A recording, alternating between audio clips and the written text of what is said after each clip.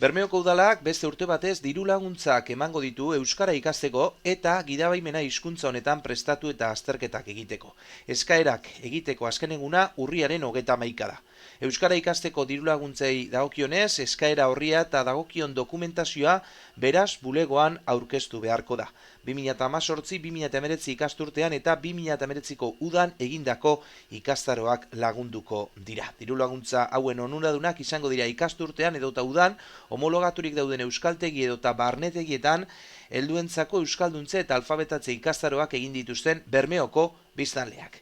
Eskatzaileak besteak beste honako baldintzak beharko dituzte. Bermeon erroldatuta egon, matrikula egiten den egunetik ikastaroa bukatzen denera arte emaniko orduen 80 edo gorako asistentzia edukitzea eta hasten den ikastaroa bukatzea. Ikasle bakoitzak gehienez 300 euroko dirulaguntza jaso ahal izango du ikastaro bakoitzeko. Ikastaro bat baino gehiago egiten dutenek, ikastaro guztiengaitik gehienez 500 euro jaso ahal izango dituzte. Oinarrizko errenta edo gizarte larrialdiko laguntzarik jasotzen duten eskatzaileei gehienez, matrikularen 70% ordainduko zaie, ikasturte barruan langabezian daudenei asko jota matrikularen 160. Gainontzeko ikasle gehienez matrikularen 150% eskuratu ahal izango dute. Bermeoko udalak euskara ikasteko ematen dituen dirulaguntza hauek bateragarriak dira ABek eta Bizkaiko Foru Aldundiak ematen dituzten laguntzekin. Gidabaimenari dagokionez, gidabaimena euskaraz prestatu eta azterketa euskaraz egin nahi duten lagunek beraz bulegoan aurkeztu beharko dituzte urriaren 31 baino lehen dokumentazio guztiak.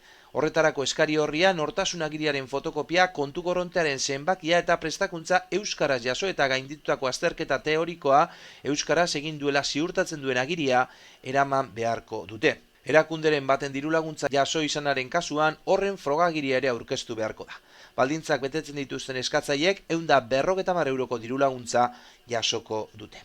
Laguntzak eskuratzeko baldintzak, Bermeon erroldatuta egon, gidabaimenaren prestakuntza euskaraz egitea, B mailako gidabaimenaren azterketa teorikoa euskaraz egin eta gaindituta izatea, eta Bermeoko udalarekin zorrik ez izatea.